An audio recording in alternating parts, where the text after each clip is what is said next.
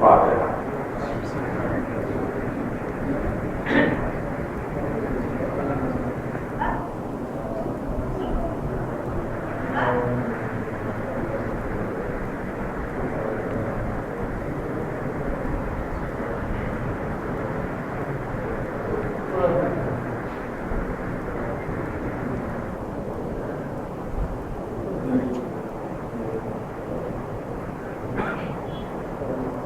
ماشاء اللہ لا قوة إلا بالله العلي العظيم۔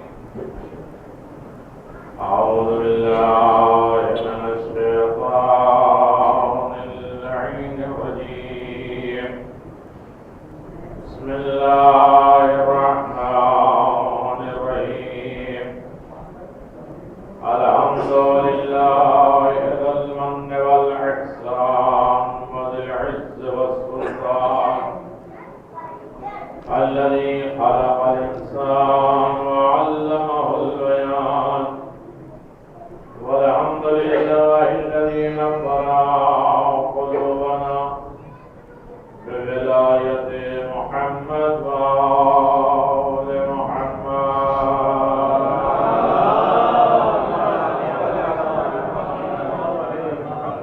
والحمد لله الذي نور قلوبنا بمصائب أهل بيته الأطهار، والصلاة والسلام على صاحب الدعوة النبوية والصولة الحيدرية والعصمة الفاطمية والحلم الحسنية والشجاعة الحسينية وعبادة السجانية وناصر الباقرية وآثار الجعفرية وعلوم الكاظمية والعلل الرضمية والجود التحمية والنقابة النقبية والهيبة الأسرية والغيبة الإلهية القائم بأمر الله،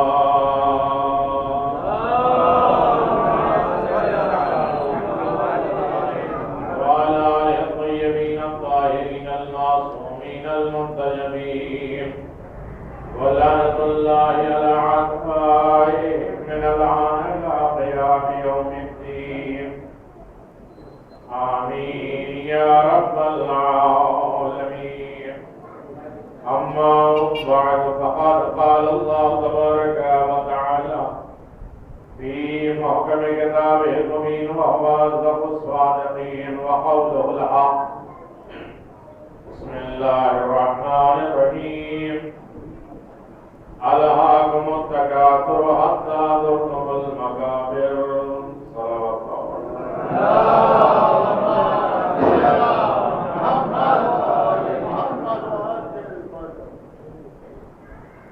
میرا محترم مجلس ایصال ثواب ہے، اور وہ بھی ایسے مرحومہ کی ایصال ثواب کی مجلس ہے کہ کچھ موت ایسی ہوتی ہے جو لوگوں کے لیے عبرت اور نصیحت کا ذریعہ بن جاتا ہے۔ اکثر میں کہتا رہتا ہوں اور آپ اس چیز کو ہمیشہ سماعت فرماتے رہتے ہیں، ایصال ثواب کی جو مجالس ہوتی ہیں زیادہ تر زندوں کے فائدے کے لیے ہوتی ہیں۔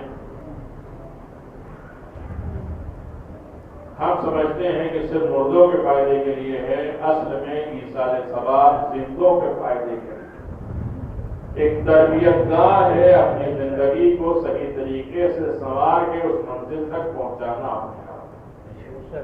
شاید میں نے آج کی بات مکمل کر لی ہے کہ کبھی ہم نے یہ سوچیں کہ صرف مرحوم یا مرحومہ کو سورہ فاتحہ پڑھ لیں گے، نظر دے دیں گے، ہو جائے گا، یقیناً انہیں پہنچے گا، لیکن ایصال ثواب منقطع نہیں ہوتا ہے اگر انسان ایسی مجالس میں کچھ سیکھ کر مصمم ارادہ کر لے کہ اب ہمیں یہ کرنا ہے، تو ایصال کبھی منقطع نہیں ہوتا۔ ایک آدمی تک بات پہنچ گئی اور اس نے اس پر عمل کرنا شروع کر دیا تو یقیناً مرحومہ تک ہمیشہ اس کا ثواب کچھ فائدے ایسی ہوتی ہیں جو بند نہیں ہوتی. دیکھیے ایسی مجالس میں تھوڑی خشک باتیں ہوتی ہیں اور یقیناً خشک کی بات کرنی ہے کہ وہ الگ بات ہے کہ ہم نے اسے خشک سمجھ لیا لیکن خشک نہیں ہے. یہی پوری زندگی کی ہمارا نچوڑ. ہم پیدا ہوئے تو مجبور, مرے تو مجبور. وما تدری نفس ماذا تکسب غدا. تمہیں نہیں معلوم کہ کل تم کیا کماؤ گے. قرآن کہے گا وما تدری نفس بأي أرض تموت. اور تمہیں یہ بھی نہیں معلوم کہ تمہیں کس سرزمین پہ موت آئے گی. کل کیا کماؤ گے یہ بھی نہیں معلوم. کہاں تمہاری مٹی جائے گی یہ بھی تمہیں نہیں معلوم. یعنی دونوں منزلوں پہ ہم مجبور ہیں. تھوڑی دیر ہماری زندگی میں اختیار اور مختار کی منزل پہ آتی ہے تو اسی مختار کی منزل پہ کبھی فرعون بن جاتے ہیں, کبھی شداد بن جاتے ہیں, کبھی نمرود بن جاتے ہیں. نہیں توجہ کیا تو پیدا ہوئے تو مجبور, مرے تو مجبور. تھوڑی سی درمیانی زندگی جو ہمیں مل گئی, ہم نے یہ سوچا کہ ہم بالکل با اختیار آدمی ہیں.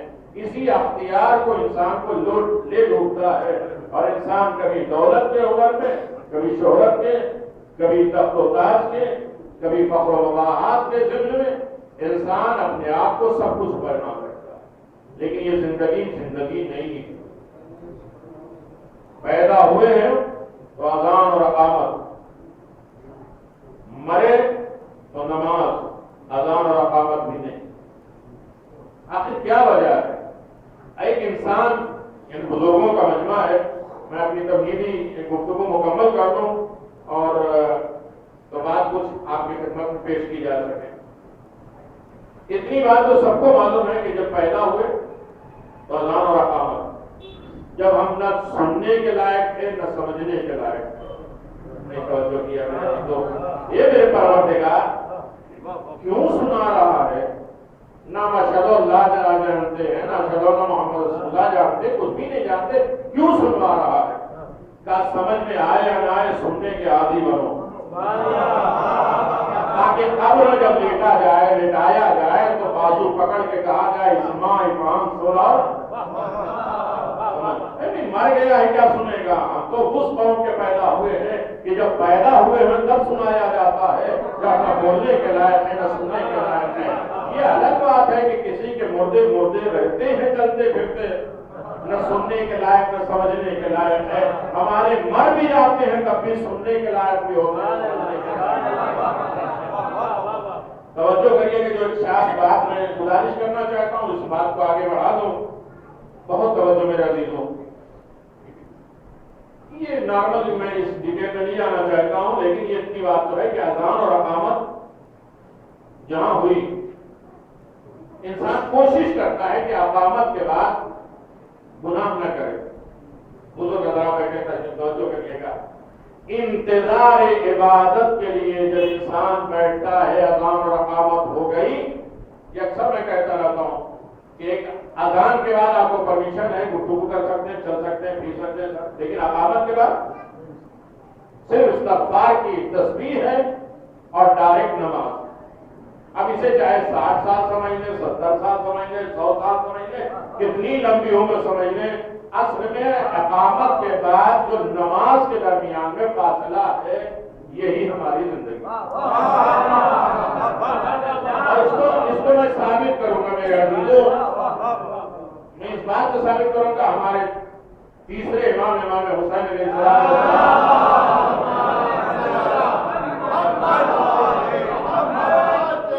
میری اشارے گرامی ہے کہ شاید کہیں تک اور بات پہنچے, اور اس بات کو میں واضح کرتے جاؤں کہ جو توحید پرست لوگ ہیں, اور ہونا چاہیے, لیکن اتنے زیادہ توحید پرست ہیں کہ مسجدوں میں ایک مینار رکھنے والے بھی اس بات کا جواب نہیں دے سکتے کہ نماز میں, مسجد ہے اس کا بھی کچھ حق رکھے, نماز میں ایک رکعت نماز میں جہاں بھی ہے رکن ایک سوائے سجدے کے, اگر کوئی توحید پرست بنتا ہے اور اتنا زیادہ کٹر پسند توحید پرست ہے, اس سے کہیے کہ جب ایک رکعت نماز ہے تو ایک ہی سجدہ ہو، دو سجدے کیوں؟ اللہ ایک ہے، ایک ہی سجدہ کرو ایک رکعت میں. لیکن ہر شخص، ہر مسلمان نمازی ایک رکعت میں بھی دو سجدے کر کے یہ بتا دیتا ہے کہ اصل میں سر جھکانا 1.5-2 کلو کا جھکا دینے کا نام سجدہ نہیں ہے. ہم سوچتے ہیں کہ 2-4 کلو کے سر کو جھکا دینے کا نام سجدہ ہے. نہیں، میرا عزیزو پڑھا لکھا مجمع ہے، اب یہیں سے سارے سوال شروع ہو گئے. سر میں تمام انسان کی امتیازی چیزیں موجود ہیں. ایک انسان کو انسان جو بناتی ہے سب کچھ سر میں ہے. ہم لوگ جب حج میں اور عمرے میں جاتے ہیں تو احرام جب باندھ لیتے ہیں تو یہ کہا جاتا ہے کہ آپ دیکھو اپنے موبائل کو اپنے کان پہ ڈائریکٹ نہیں رکھو، اس لیے کہ کان اگر چھپ گیا تو اس کا مطلب سر چھپ گیا. نہیں توجہ کرتا میرا تو کان چھپانا، اس میں سر چھپانا ہے. اس کا مطلب کان بھی سر میں آتا ہے، زبان بھی سر میں آتی ہے، آنکھیں بھی سر میں آتی ہے. بہت توجہ، سننے کی طاقت سر میں ہے، سمجھنے کی طاقت سر میں ہے، بولنے کی طاقت سر میں ہے، سمجھنے کی طاقت سر میں ہے. جتنے بھی امتیاز انسانی ہے سب کچھ سر میں ہے.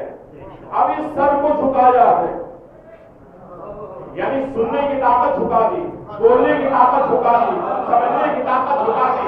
جو کچھ بھی ہمارے پاس امتیاز انسانی ہے ہم نے سب کچھ اس کے سامنے سرنڈر کر دیا. اب اٹھے تو اب کان اپنی مرضی سے نہ سنے، آنکھیں اپنی مرضی سے نہ دیکھے، زبان اپنی مرضی سے نہ بولے، دماغ اپنی مرضی سے نہ سمجھے. اگر اس کے تابع ہو گئے تو سجدہ. یہ سجدہ بھی اسلام کی بقا ہے. موضوع دوسری طرف چلا جائے گا.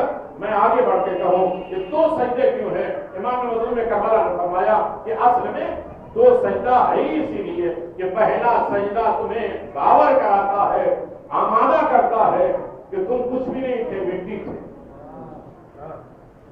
مٹی سے بن کر آئے. اور جب سر اٹھانے لگو تو یہ سوچو کہ ہم مٹی سے پیدا کیے جاتے ہیں. اب درمیان میں استغفر اللہ کہنے کے بعد پھر سجدہ یہ بتلانے کے لیے کہ ہاں مٹی سے ہم بنائے تو گئے تھے، ایک مرتبہ پھر ہمیں مٹی میں ملا دیا ہے. اب دوسرے سجدے سے سر اٹھانے لگو تو یہ سوچو کہ ہم مٹی میں تو تھے. اب وہ آواز آ گئی کہ اٹھو، بیدار ہو جاؤ. کوئی بے لباس اٹھے گا، کوئی لباس کے ساتھ اٹھے گا، اس حالت میں اٹھے گا. اب یہ ایسا تم نے اگر سجدہ کر لیا، امام مظلوم کربلا نے کہا پہلا سجدہ زندگی کی علامت ہے، دوسرا سجدہ موت کی علامت ہے. درمیان میں جو وقفہ ہے وہ استغفر اللہ کا ہے. اب اسے چاہے 100 سال سمجھ لو، 60 سال سمجھ لو، 80 سال سمجھ لو، کچھ بھی سمجھ لو، زندگی اصل میں یہ ہے. میں کہنا کیا چاہ رہا ہوں، بس اتنی بات کہنا چاہتا ہوں جو میرا اس سارے سوال کا مقصد پورا ہو جائے گا. میرے عزیزو یاد رکھیں، جب بھی اذان اور اقامت ہو گئی، ختم ہو گئی، تو انسان کیا کرتا ہے اقامت کے بعد؟ انتظار عبادت. اور جب تک انتظار عبادت کرتا ہے وہ گناہوں سے بچنے کی کوشش کرتا ہے کہ بھئی اقامت ہو گئی، وضو کر لیا ہے، اب مجھ سے غیبت نہ کرواؤ، اب مجھ سے غلطیاں نہ کرواؤ. تو اس کا مطلب یہ ہے کہ جہاں سے انسان اقامت ختم کرتا ہے، نماز کی ابتدا ہونے لگتی ہے، انسان گناہوں سے اپنے آپ کو بچا لیتا ہے. اب یہ سمجھے کہ ہماری جو زندگی ہے، اذان اقامت تو ہو چکی ہے، نماز کا ہم انتظار کر رہے ہیں. جتنا ہمارا وقفہ ہے زندگی کا، یہ انتظار عبادت ہے. انتظار عبادت ہے. اس کا مطلب یہ ہے کہ جب انتظار عبادت ہے تو ہم سے غلطی نہ ہو. اب اگر غلطی ہو گئی تو نافرمان کہلاؤ گے، اور انتظار عبادت میں اطاعت خدا پہ زندگی گزار لی تو زندہ کہلاؤ. صلوات پڑھتے محمد وآل محمد.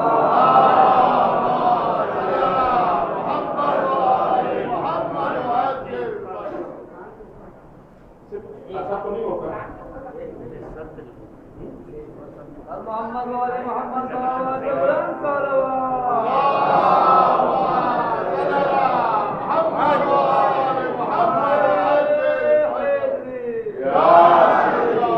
تھوڑا سا اس سے قید پابندیاں رکھی اس کے میں صلوات آواز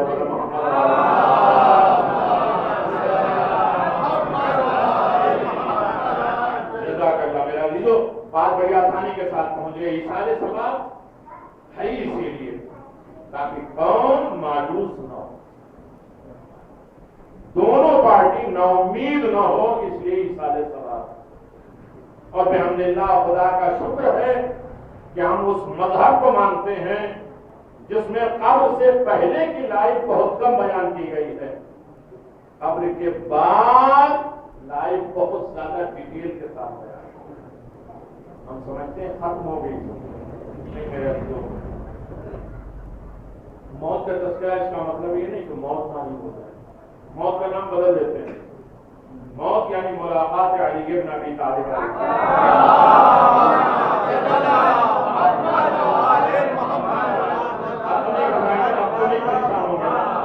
چہرہ اترے گا نا، مسائے گا،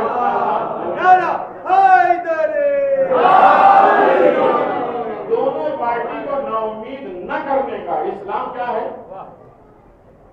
رجا، امید۔ کفر کیا ہے؟ نا امیدی۔ اور بحمداللہ اللہ نے ہمیں وہ مذہب دیا ہے کہ جس میں ہماری پوری لائف امید پہ گزرتی ہے۔ توجہ کریے گا، دونوں پارٹی نا امید نہ ہو، اس لیے ایصال ثواب ہے۔ جو قبر میں چلا گیا وہ ہاتھ نہ ملے کہ اب اسی چیز کا ہمیں حساب و کتاب دینا ہے جو ہم کر کے آئے۔ اتنے مایوس نہ ہو، تمہارا شوہر زندہ ہے، تمہارا باپ زندہ ہے، تمہاری اولاد زندہ ہے، وہ تمہیں بھیجتی رہے گی، ابھی مایوس نہ ہو۔ اور جس نے خدمت نہیں کی، بیماری ہوئی، 1.5 سال میں انتقال ہو گیا، اب ہم نے اس کی خدمت نہیں کر پائے، تو اب بھی مایوس نہ ہو، اب بھی تمہارے پاس موقع ہے، تم بھیجتے رہو گے، اسے اثر ہوتا رہے گا۔ ہو سکتا ہے دنیاوی زندگی میں علاج میں خدمت کرنے میں کمی رہ جائے، اور کتنی بھی خدمت کر لو تو کم ہے جتنی ایک رات میں وحشت قبر کی خدمت کر لینا، ایسے بڑی سخت منزل۔ علامہ ہلی سے جب کسی نے پوچھا، جب خواب میں آئے تب قبر کے حالات کیا ہیں؟ تب باقی لوگوں کے قبر میں منکر نکیر آتے ہیں، ہمارے قبر میں مبشر و بشیر آتے ہیں۔ تو یہ بدلا کیسے؟ کہ میری قبر کو جنت بنا دیا گیا۔ پہلی رات میں جو مومنوں نے 2 رکعت نمازیں وحشت قبر پڑھتے ہیں، ہم سوچتے ہیں یہ چھوٹی چیز، چھوٹی نہیں ہے، جتنی بھی باتیں ہوں گی آج قبر کی بات ہے، کوشش کریں گے، اور ہم بحمداللہ قبر سے گھبرائیں گے نہیں نا؟ میں جو کہ سوال پڑھتے ہیں محمد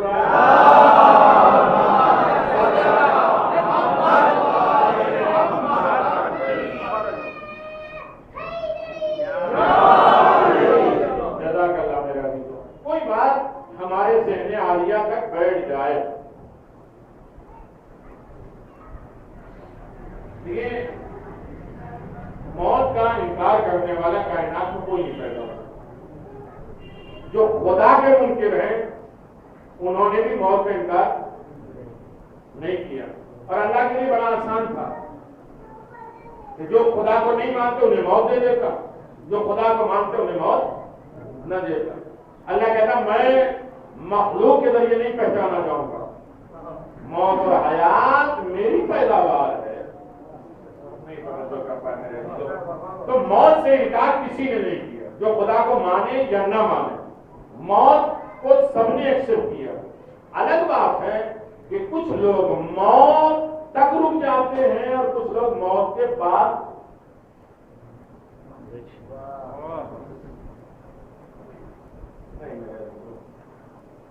سوال والے والا محمد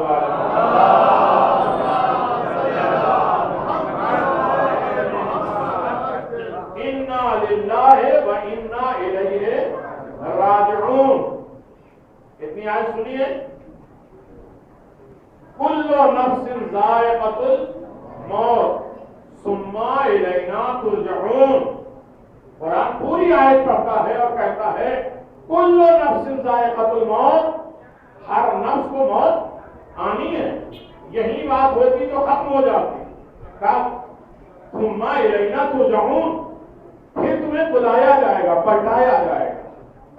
کچھ لوگ اب 2 گروہ ایسے پیدا ہو گئے جو یہ کہتے ہیں کہ ہم یہی پیدا ہوئے یہی ختم ہو جائیں گے، ہم کہتے ہیں نہیں انا للہ و انا الیہ راجعون، ہم کہیں اور سے آئے ہیں اور ہمیں کہیں اور نہیں توجہ کر پائیں گے۔ اور یہ بھی جملہ میرے مولا کائنات کا ہے، جو پہلے مولا کائنات کی زبان سے نکلا بعد میں قرآن بنا۔ یہ میرا موضوع نہیں ہے، لیکن سنیے، یہ ایک گروہ ہے جو یہ کہتا ہے کہ ہم یہی پہنتے ہوں گے اور یہی ہمیں ختم ہو جانا۔ ہمارا کہنا نہیں، ہم کہیں اور سے آئے ہیں اور ہمیں کہیں اور جانا ہے۔ اگر بات صرف موت تک ہوتی تو کوئی مسئلہ ہی نہیں ہوتا، ایک دوسرے کا حق، ایک دوسرے کے قرابت داریاں، رشتہ داریاں، صلہ رحم، اچھائیاں، نیکیاں، عبادتیں کرنے کی ضرورت نہیں تھی۔ ثم الینا ترجعون، پھر تمہیں قرآن کا لب و لہجہ آپ دیکھیں، یہ نہیں کہا ثم الینا ترجعون، ترجعون نہیں کہا کہ مر جائیے گا تو میرے یہاں تشریف لائیے گا، تو کوئی نہیں جائے گا۔ ترجعون، تمہیں لے جایا جائے گا، تم جانا چاہو نہ چاہو۔ اب بس اسی پہ بات ہے میرے عزیزو۔ 23 جگہوں پہ قرآن مجید نے کہا کہ کچھ لوگ 23 طریقے کے انسان ایسے ہیں جو خدا کی بارگاہ میں جائیں گے، اور 13 طریقے کے ایسے لوگ ہیں جو خدا کی بارگاہ میں لے جائے جائیں گے۔ جانا چاہو نہ چاہو تمہیں لے جایا جائے گا۔ توجہ کریے گا میرے عزیزو، اب یاد رکھیے گا ثم الینا ترجعون، ورنہ بڑا اچھا تھا آج کے زمانے میں سارے ثواب کا مطلب یہ نہیں ہے کہ بالکل حکموں کی آ جائے، بالکل ہمتن، ورنہ بڑا آسان تھا، تھوڑی انڈر کر لیتے، لڑائی جھگڑے کر لیتے، دو گروپ کر لیتے، آپ ہمارے یہاں نہ آئیے، ہم آپ کے یہاں نہیں آتے، اسی طرح ملک الموت سے بھی کہتے ہیں کہ ہم تو آپ کے یہاں جاتے نہیں، آپ ہمارے یہاں نہ آئیے۔ بڑا آسان تھا نا کہ وہ ہماری مجلسوں میں نہیں آئے، ہمارے کھانوں میں نہیں آئے، ہماری دعوتوں میں نہیں، ہم بھی نہیں جائیں گے۔ اسی طرح ملک الموت سے بھی تھوڑی سی لڑائی کر لیتے اور اس کے بعد کہتے ہم کبھی آپ کے یہاں گئے، آپ ہمارے یہاں کیوں آ رہے ہیں؟ اور روایت میں ہے کہ ہر گھر میں 5 مرتبہ آتے ہیں اور 5 مرتبہ ہر شخص کا نام لیتے ہیں، جس کا وقت آگے لے کے چلے جاتے ہیں۔ اس کا مطلب سب سے اختلاف ہو سکتا ہے، ملک الموت سے اختلاف گھبرائے پریشان میں رہ۔ تو مسئلہ یہ ہے کہ ہم اس سے لڑ بھی نہیں سکتے۔ تو اب یہ مسئلہ یہ ہے کہ کون ہے وہ لوگ جو جانے والے ہیں اور کون ہے لے جائے جانے والے، اور بہت جلدی تمہید میں نے ختم کر دی۔ قرآن کہہ رہا ہے کہ اگر تم دعوی محبت کرتے ہو فتمنوا الموت، موت کی تمنا کرو۔ مومنوں کی دعوی محبت کو اللہ نے محبت قرار دیا۔ مومن جب دعوی محبت کرتا ہے، دعوت سے محبت کرتا ہے اللہ سے، اللہ اسے محبت قرار دیتا ہے۔ لیکن جہاں یہودیوں نے خدا کے محبت کرنے کا دعویٰ کیا تو اللہ نے کیا کہا؟ فتمنوا الموت، موت کی تمنا کرو۔ وَلَا يَتَمَنَّوْنَهُ أَبَدًا بِمَا قَدَّمَتْ أَيْدِيهِمْ، یہ ہرگز موت کی تمنا کر ہی نہیں سکتے۔ کیوں؟ بِمَا قَدَّمَتْ أَيْدِيهِمْ، اس لیے کہ جو کچھ اپنے ہاتھوں سے انہوں نے بھیجا ہے، یعنی جس کا پچھلا خراب ہے، جس نے جو بھیجا ہے اگر خراب بھیجا ہے تو کبھی موت کی تمنا نہیں کرے گا، وہ موت سے فرار کرے گا۔ اب 2 گروہ پیدا ہوئے، ایک وہ ہے کہ جو موت کا انتظار کرتے ہیں، ایک وہ ہے کہ جو موت سے فرار کرتا ہے۔ جو موت کا انتظار کرتا ہے اس کے لیے قرآن نے کہا کہ وہ مرد ایمان ہے، مرد میدان ہے، وہ موت کی تمنا کرے گا اور کہے گا چاہے موت مجھ پر آ پڑے یا ہم موت پہ چلے جائیں۔ لیکن کچھ لوگ ہیں کہ جنہیں اللہ نے کہا یہودی ہے، یہ موت کی تمنا کبھی نہیں کریں گے، یہ موت سے فرار کریں گے۔ اب کہاں کہاں کس کو تلاش کرے کہ موت کا انتظار کون کر رہا ہے، موت سے فرار کون کر رہا ہے؟ ارے بھائی کسی میدان میں چلے جاؤ، تمہیں خود بخود معلوم ہو جائے گا کون ڈٹ کے کھڑا ہے اور کون موت سے فرار کر رہا ہے۔ اب میرے عزیزو بہت آسان ہو گیا، یہ 2 گروہوں کو ہم ایک جگہ جمع کر لیں۔ اب ہم باقی ساری باتیں چھوڑ دیتے ہیں، کون لے جائے جانے والے ہیں؟ جو موت سے فرار کرتے ہیں وہ ایک دن نہ ایک دن لے کے جائے جائیں گے، جو موت کا انتظار کر رہے ہیں انہیں خدا کی بارگاہ میں جانا ہے۔ ایک مل جل کے سوال پڑھیں محمد والے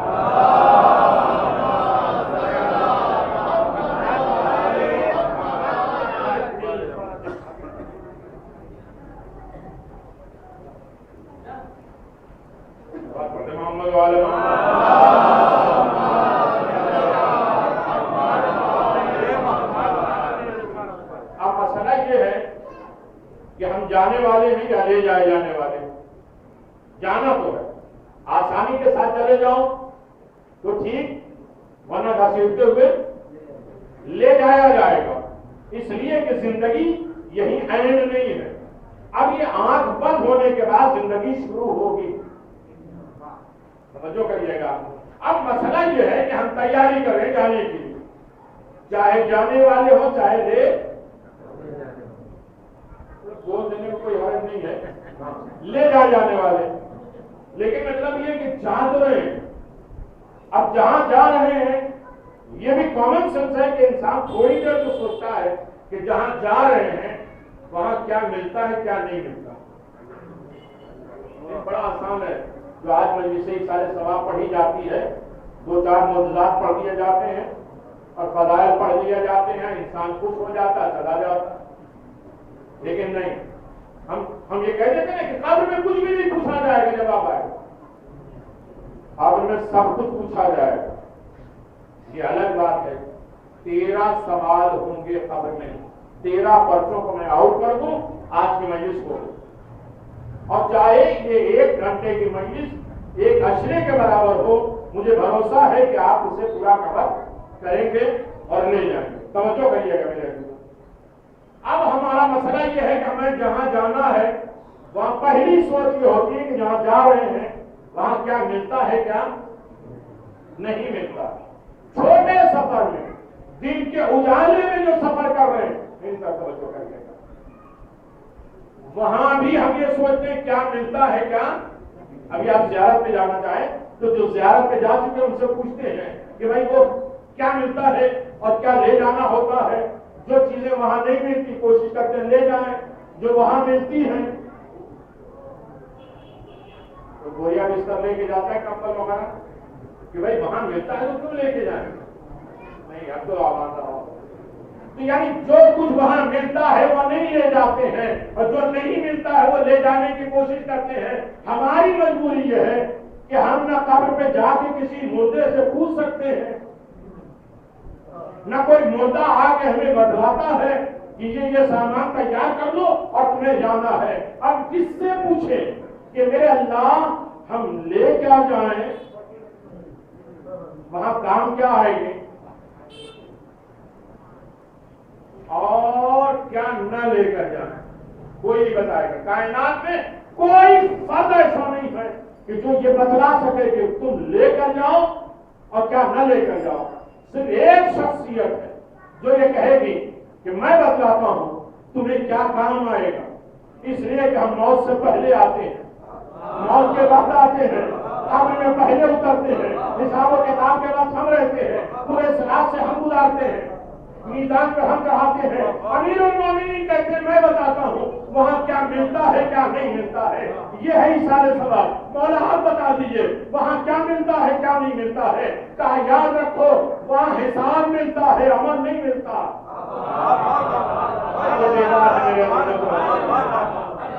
वहां हिसाब मिलता है, अमल नहीं मिलता है। यहाँ अमल मिलता है, हिसाब नहीं होता है। वो अलग बात है कि हम इतने ज्यादा काबिल हो गए कि इसी दुनिया में एक दूसरे का हिसाब अपने हाथ में रख ले रहे हैं।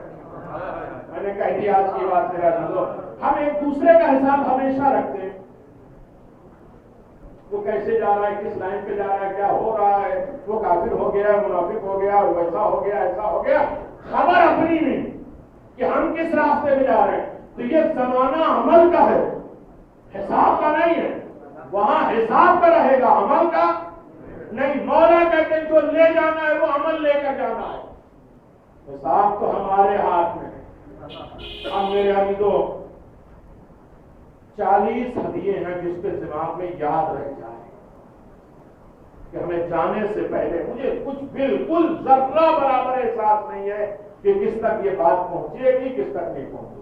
ये सारे सवाल है मेरे जहन में भी एक काम आपकी हो जाएगी या एक फल तक चली जाएगी और उसने उस पर अमल कर लिया तो यकीनन मरहुमा के लिए भी बख्शिश का जरिया और हमारी निजात का भी जरिया बन जाएगा। बहुत तवज्जो। और अगर अब भी आमादा नहीं हो तो मैं मौजू भी बदल सकता हूं, लेकिन ये कभी नहीं है कि मजमा क्या चाहता है, जिसके लिए मिंबर पर बैठे वो क्या चाहता है। देखिए کہ میں کہہ دوں، اکثر کہتا رہتا ہوں، یہ دربار تو ہے کہ ایک راستہ اگر کوئی بند کرتا ہے تو 10 راستے کھل جاتے ہیں. ہمارے ہاتھ میں کسی کی زندگی نہیں ہے. اور جو کریے گا، مسئلہ یہ ہے میرے عزیزوں کہ ہم نے وہ ہدیہ اپنے آپ میں تیاری کرنا ہے کہ کون کون سے ہدیے ہمیں لے کر جانا ہے. سب کے سبجیکٹ کی بات کی، لیکن ملک الموت کا ہدیہ تیار کرو. 4 سب کے ہدیے، ملک الموت کا ہدیہ، قبر کا ہدیہ، رضوان کا ہدیہ، منکر نکیر کا ہدیہ، مبشر و بشیر کا ہدیہ، رضوان کا ہدیہ، میزان کا ہدیہ، پل صراط کا ہدیہ، میرے عزیزو پھر اللہ کا ہدیہ. سب کے ہدیے تیار کرو، اس لیے کہ ہم سفر پہ جانے والے، اور یہ کنفرم ہے کہ ہمیں جانا ہے. چاہے جائیں، ایک لفظ تو یاد رکھنے میرے عزیزو مجلس میں، چاہے جائیں چاہے لے جائیں، لیکن جانا تو طے ہے. لیکن جانا ہے تو ہمیں سامان کی تیاری بھی کرنا ہے، بائک کی تیاری بھی کرنا ہے. ملک الموت کا ہدیہ ہمارے دروازے پر جب آئیں گے ملک الموت، تو ان کا ہدیہ پہلے تیار کرنا ہے. پہلا ہدیہ ملک الموت کا ہے، جس کا حساب باقی ہے اسے بجا لاؤ. یہ کچھ بات نہیں، کسی کا ذمے کا کچھ باقی رہ گیا ہے تو اسے پہلے پورا کر دو، ورنہ یہ معاملہ پلٹ جائے گا. بڑی صاف معاملہ. کچھ ایسے موقع آتے ہیں کہ جہاں ہم خود اپنے بارے میں سوچتے ہیں. میرے چھٹے امام نے فرمایا، امام جعفر صادق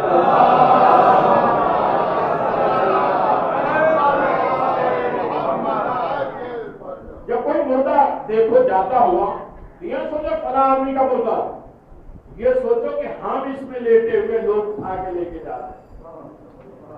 اور جب کوئی قبر دیکھو کہ یہ نہ سوچو کہ فلاں کی قبر ہے، یہ سوچو کہ ہم اس قبر میں ہیں. اندھیری کوٹری جہاں سے کوئی آزادی نہیں ہونے والی. 2 طریقے کے ہیں میرے عزیزوں، انفرادی، اجتماعی، مستحب، واجب. کچھ لوگوں کی قیامت موت کی پہلی رات میں آ جاتی ہے، انفرادی قیامت. اجتماعی قیامت سب کی ایک ساتھ ہوگی.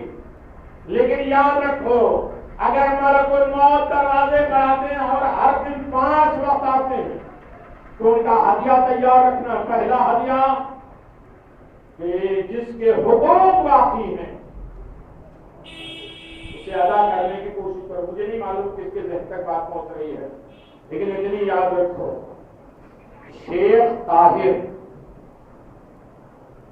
بہت بڑے روحانی رہبر، عظیم شخصیت گزری، اور اتنا بھروسہ لوگوں کا کہ اپنے سارے مال کو محمد والے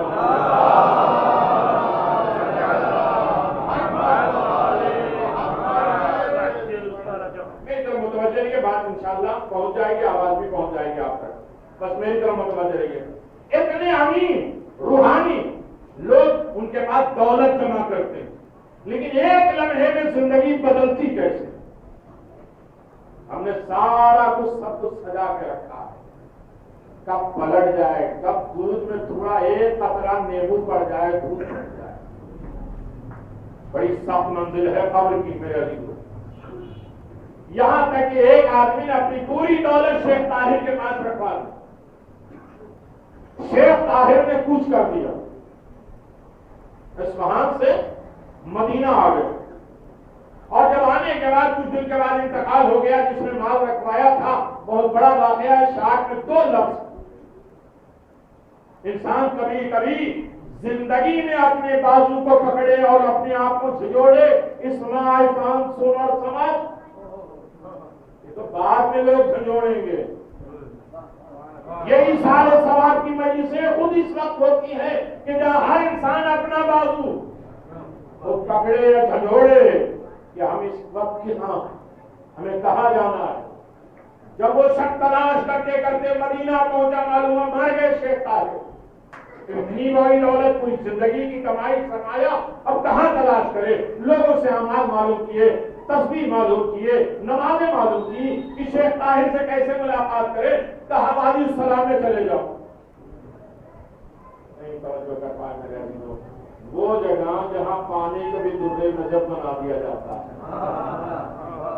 لوگ تلاش کرتے ہیں، وہاں اعمال کیا۔ اس کے بعد شیخ طاہر نے ملے، تو لوگوں نے کہا کہ جائیے وادی برہوت، یمن چلے جائیے۔ کہا اتنا بڑا آدمی وادی السلام میں نہیں ملا تو وادی برہوت میں؟ کہا جا کے ٹرائی تو کرتے ہیں۔ پہلی آواز میں وادی برہوت میں وہ حاضر ہو گئے۔ کہا مجھے ابھی اپنا پیسہ اور مال بھول گیا، میں بھول گیا، میں تعجب میں یوں ہوں کہ آپ اور یہاں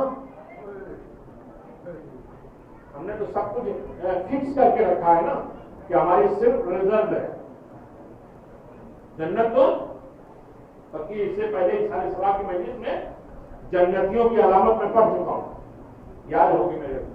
ہم یہ طے کرتے ہیں کہ ہماری جنت تو پکی ہے، لیکن جنت کائنات کی سب سے عظیم ترین نعمت وہ آسانی سے نہیں ملے گی۔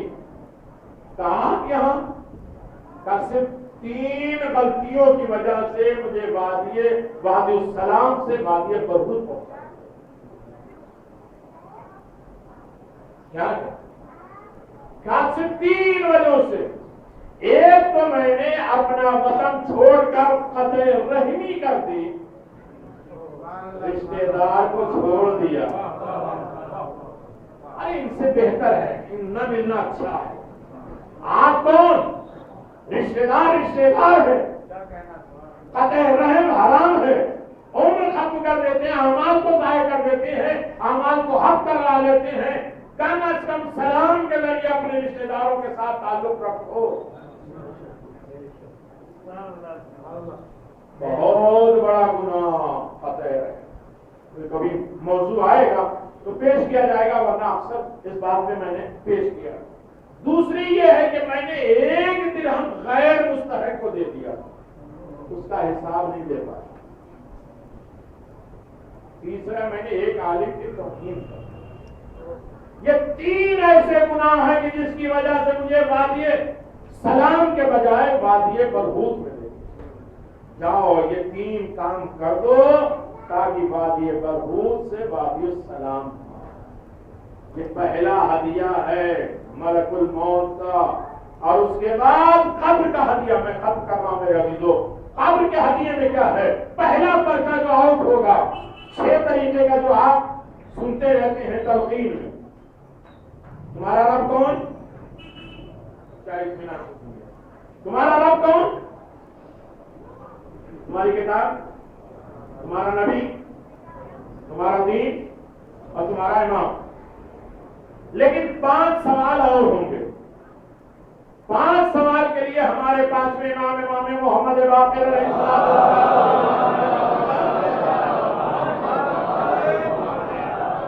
کا ارشاد گرامی ہے، کل 13 سوال ہوں گے، 13 پرچے۔ قبر کے ہدیوں کو مکمل کر لو۔ قبر بڑی سخت منزل ہے، قبر میں کبھی کسی کو چین نہیں ملے، اندھیری کوٹری۔ قبر خود 5 آوازیں دیتی ہے۔ اگر اس چیز کے سننے کے عادی نہیں ہے تو ہمیں بنانا۔ قبر ہر دن 5 آوازیں دیتی ہے۔ قبر میں تنہائی کا گھر ہوں اور تمہیں تنہا رہنا اچھا نہیں لگتا، تو اپنے لیے منہ سے مددگار لانا چاہتے ہو تو ایمان اور تقوی اختیار کرو تاکہ قبر میں تمہیں تنہائی نہ رہے۔ سنیں میرے لیے، میں سانپ اور بچھو کا گھر ہوں۔ کوئی جانوروں کے درمیان میں ایک چیونٹی ایک چوٹا چڑھ جائے انسان کے اور پورا بدن ہم ان جانوروں کے حوالے کر دیتے ہیں، تمہیں اچھا نہیں لگتا ہے؟ تو خوش اخلاقی کا تریاق لے کر آؤ، زبان کو اچھی بناؤ، عمل کو اچھا بناؤ، اخلاق اچھا بناؤ، تاکہ یہ تمہیں سانپ اور بچھو سے نجات دے سکے۔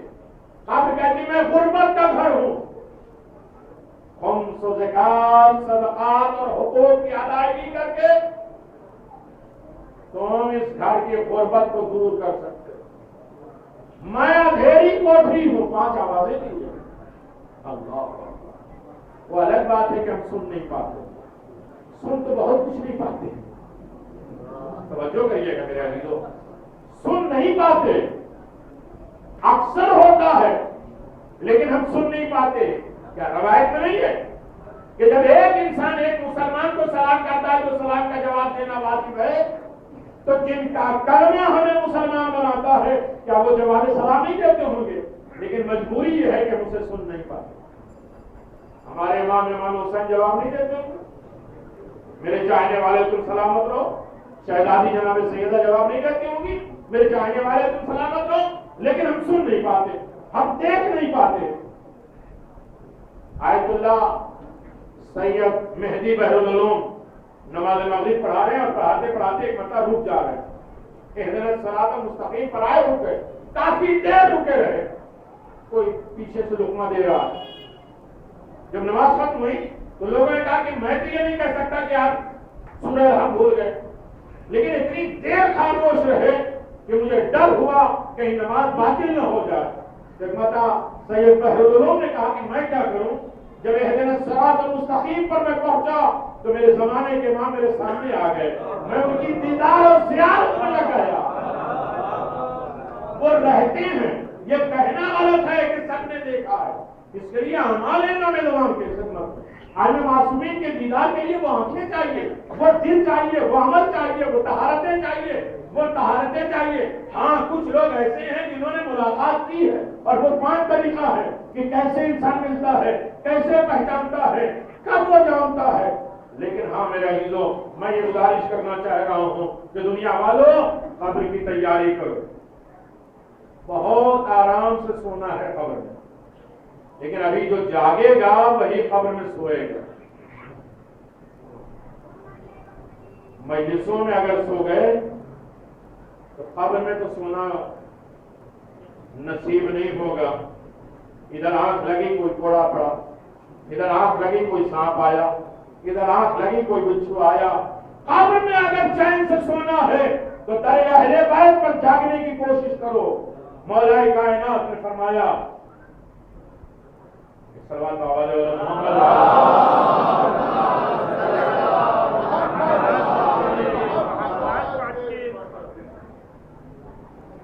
اگر بیدار رہنا بلندی چاہتے ہو، قصیدہ بہت لمبا ہے امیر المومنین کا، اگر بلندی چاہتے ہو تو راتوں میں جاگنا سیکھو۔ ایک انسان کی قبر کے پورے عذاب ختم ہو جاتے ہیں اگر ایک انسان رات کے سناٹے میں پوری 11 رکعت نہ پڑھے، 2 رکعت نماز اسی مرحومہ کے لیے یا مرحوم کے لیے انسان پڑھ لے۔ ملا یزدی کا بہت بڑا واقعہ موجود ہے، جو ایک رات پہلے بھیانک عذاب میں قبر میں دیکھا، دوسری رات نماز تہجد میں 2 رکعت اس کی مغفرت کے لیے نماز پڑھی۔ اس سے زیادہ باصفا اور پاک اور طہارت اور دولت مند کوئی انسان نظر نہیں آتا۔ قبر کے بعد انسان مجبور ہوتا ہے، قبر سے پہلے ہم نے جتنی بھی خدمتیں کی ہیں، ایسے علماء گزرے ہیں جن کی نماز شب کبھی قضا نہیں ہوئی، پھر توجہ کریے گا، نماز شب بھی قضا نہیں ہوئی، لیکن انہوں نے اپنی وصیت نامے میں لکھا کہ میرے بعد میرے 1 سال کی نماز پڑھ لینا یا پڑھوا دینا، میرا روزہ رکھ لینا، میرے اوپر حج ہے اسے کرا لینا یا کر لینا، اس لیے کہ نہیں معلوم کہ ہم نے کون سی نماز کس فکر میں پڑھی، کون سے خیال میں پڑھی ہے، کون سے طہارت کے بغیر پڑھی ہے، کون سے غصبی لباس میں پڑھی ہے۔ اب یہ سخت منزل ہے اپنے مرحوموں کو یاد کرنے۔ قبر، اللہ اکبر، 5ویں امام محمد باقر علیہ السلام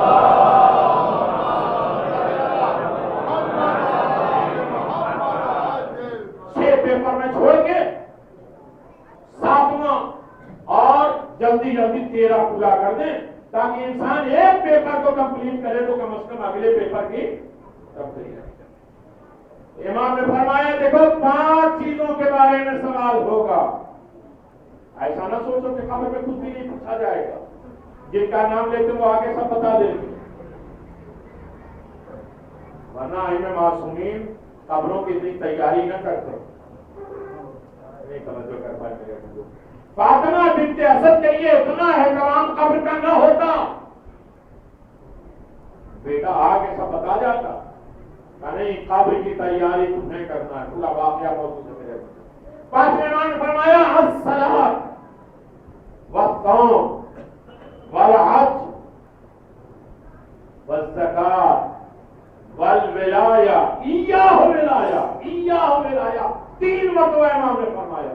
دیکھو یاد رکھو 7واں پیپر قبر میں نماز کے بارے میں ہوگا، اگر نماز قبول سخت منزل ہے قبر میں انسان کو نماز کا حساب دینا، اگر آسان ہوتا تو امام حسین پڑھتے ہی ایسے وقت میں نماز جماعت کا اہتمام کرنا۔ حسین ابن علی نے اپنے چاہنے والوں کو بتا دیا کہ نماز کی تو تیاری کر کے آؤ، اس کے بعد روزہ، حج، زکات، ان تمام چیزوں کی تیاری کے بعد پھر امام فرماتے ہیں والولایہ ایاہو بس ولایت ہم اہل بیت کی محبت۔ ہزاروں مرتبہ آپ نے سنا ہوگا، میں سوچ بھی دے رہا ہوں، ولایت اہل بیت علیہ السلام یہ ساری چیزوں پہ بھاری ہے، تو مولا یہ ولایت پہلے کیوں نہیں کہا، نماز پہلے کیوں کہا؟ کہ پہلے لائق کردار کو دیکھیں، اپنے آپ کو نماز، روزہ، حج، زکات میں اتنا پاورفل بنا دو تاکہ میں خود کہوں کہ تو میرا ہے، میری ولایت سب سے اہم ہے۔ لیکن اس وقت ولایت تمہیں کام آئے گی جب تم اپنا کردار بناؤ گے، اس لیے کہ یہ قبر کی سجاوٹ کا ذریعہ ہے۔ کون ہے جو اپنے قبر کو روشن کرتا ہے؟ امام نے فرمایا کہ قبر کو روشن وہ کرے گا جو مسجدوں میں جھاڑو دیتا ہے، مسجدوں کو روشن کرتا ہے، مسجدوں میں فرش بچھاتا ہے کہ سارے حساب و کتاب ہونے کے بعد ایک بندہ پھر پوچھا جائے گا تمہاری عمر کے بارے میں، عمر کہاں کہاں خرچ کی۔ 12 گھنٹے کی ڈیوٹی دینے والے ہر گھنٹے کا حساب دیتے ہیں،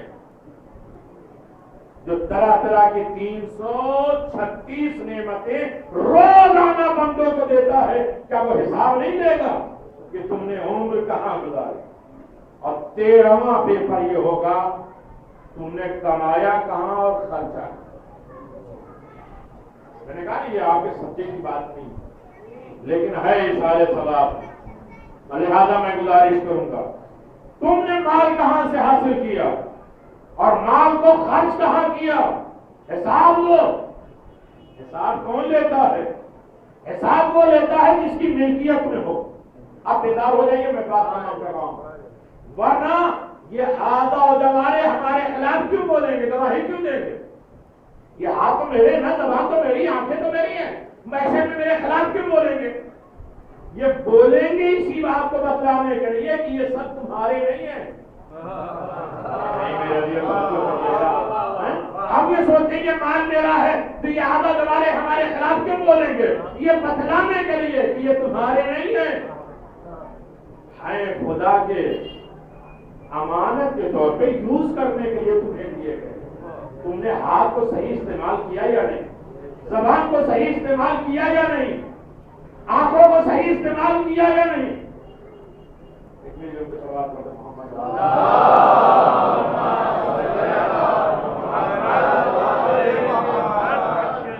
لہذا موضوع دیا تو گیا تھا لیکن یہ باتیں خوش ہیں اور سننے کا حوصلہ نہیں ہوتا۔ وہ الگ بات ہے کہ کل معلوم نہیں کس کی آنکھیں بند ہو جائے اور کس کو تیاری کرنا ہے۔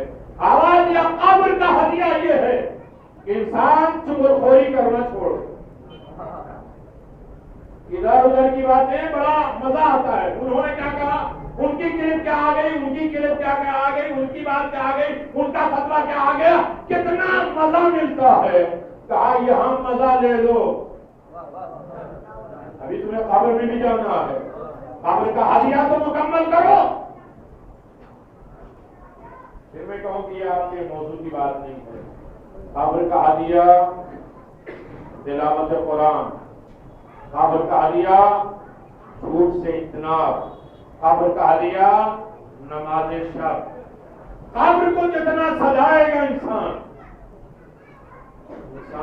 سب سے زیادہ مشکل حالات میں ہوتا ہے کہ جب اپنی نگاہوں کے سامنے اپنے ہاتھ سے اپنے پسندیدہ اپنے محبوب ترین شخص کے جسم پہ مٹی ڈالتا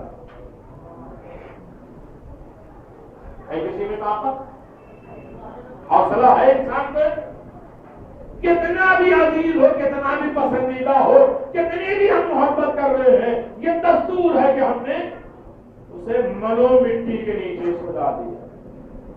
اب ہمارے دکھ درد تو ہے, لیکن روتے پیتے اپنے گھر میں آ گئے. اب اس کے گھر میں کیا ہو رہا ہے نہیں معلوم ہے, سوائے ایک چیز ہے جو ولایت علی ابن ابی طالب علیہ السلام آل محمد کی محبت کا ماننے والی روز نماز کے بعد پڑھتے ہیں, مجھے بالکل درد نہیں. یہ باتیں یقیناً ضائع نہیں ہوتی. ہر نماز کے بعد کیا پڑھتے ہیں, اللہم ادخل علی اہل القبور السرور. یہ دعا آج کی نہیں ہے, یہ پوری دعا امام زمان کے متعلق ہے کہ وہ زمانے کو بلاؤ, دعا کرو کہ اللہ اس وقت کو کر دے کہ جب قبر والے بھی مسرور ہوں گے. ابھی تو تھوڑے سے کوئی خواہشات ہو, ہر خواہشات کا مطالبہ ہم نہیں کر سکتے. آنکھ کھلتے ساتھ جب چوتھے امام سے کسی نے پوچھا کہ ہم اکثر کہتے ہیں نا, اب ہر آدمی میری طرف آنکھیں اٹھا کے دیکھ لے میں بات تمام کر لوں. جب صبح صبح ملاقات ہوتی تو کہتے ہیں گڈ مارننگ, کہتے ہیں مومن کا چہرہ مرجھایا ہوا اچھا نہیں لگتا. گڈ مارننگ کرتے ہیں, کیف اصبحت, تم نے صبح کیسے کی. گڈ مارننگ کہنا آسان ہے. جب آئندہ معصومین سے پوچھا گیا آپ نے صبح کیسے کی, تو امام نے فرمایا وہ انسان صبح کیسے کر سکتا ہے جس کے آنکھ کھلنے سے پہلے وہ مطالبہ کرتا ہے. رسول اپنی سنت کا مطالبہ کرتے ہیں, گھر والے حلال مال کا مطالبہ کرتے ہیں, قبر جسم کا مطالبہ کرتا ہے, ملک الموت روح کا مطالبہ کرتے ہیں, شیطان اپنی اطاعت کا مطالبہ کرتا ہے. 8 مطالبے شروع ہو جاتے ہیں, وہ انسان شروع کیسے کرے. آنکھ کھولتے ساتھ انسان سے کتنی ڈیمانڈ ہونے لگتے ہیں, وہ الگ بات ہے کہ نہیں سوچتے نہیں سمجھتے, لیکن ڈیمانڈ ہوتے ہیں. اس ڈیمانڈ کو پورا کرنا اگر انسان پورا کر لیتا ہے تو اس کی صبح تو گڈ ہے. تو نہ ہمارے صبح گڈ ہے نہ شام, اگر اطاعت آل محمد نے ہم نے زندگی نہیں گزاری. مولا کائنات امیر المومنین علی بن ابی طالب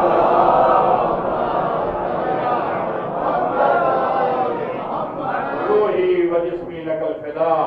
انسان کی زندگی ہی ایک ایسی صدف میں ہے. امیر المومنین نے ایک مومن کو اتنی نیکیوں کے صدف میں بند کر دیا ہے کہ یقیناً چاروں طرف سے طوفان آئے, حوادثات آئے, کوئی اثر نہیں کرے گا, اس لیے کہ ہماری ولایت تمہیں اپنے حصار میں لیے میرے ہے. دیکھو اس دور کا انتظار کرو جہاں قبر والے بھی خوش ہوں گے. وہ کون سا دور آئے گا جب رجعت ہوگی. امام زمان علیہ الصلوۃ والسلام صلی اللہ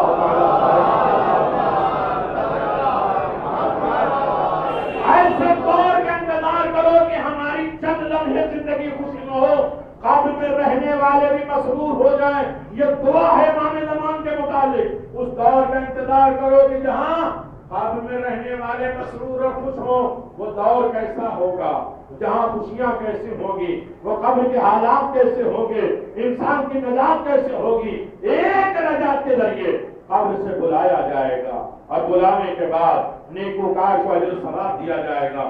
بروں کو عذاب دیا جائے گا، اور اس وقت امام زمان اپنی حکومت دکھائیں گے، آواز دیں گے آج کا دور صرف زندوں کی خوشی کا ذریعہ نہیں ہے، مردوں کی بھی خوشی کا ذریعہ ہے۔ وہ دور حکومت کا انتظار کرو کہ جہاں امام کے آنے کے بعد ہر قبر والا مسرور ہو جائے، خوش ہو جائے اور آواز دے کہ تم ہمیں بھول گئے ہو لیکن ہم تمہیں فراموش نہیں کر رہے۔ بڑی سخت منزل ہے میرے عزیزو، ورنہ ولایت آل محمد انسان کو بہت بڑے کمال تک لے کے جاتا ہے۔ میں قبر کی بات چھیڑ نہیں پایا اس لیے کہ کچھ چہرے مسکرانے لگے، کچھ آنکھیں میں بزرگی آنے لگی، اور کچھ میں ڈر کی وجہ سے تو نیند اڑ جاتی، لیکن ہم نے طے کر کے رکھا ہے کہ ہمیں کچھ ہونے والا حساب کتاب بڑی سخت منزل ہے۔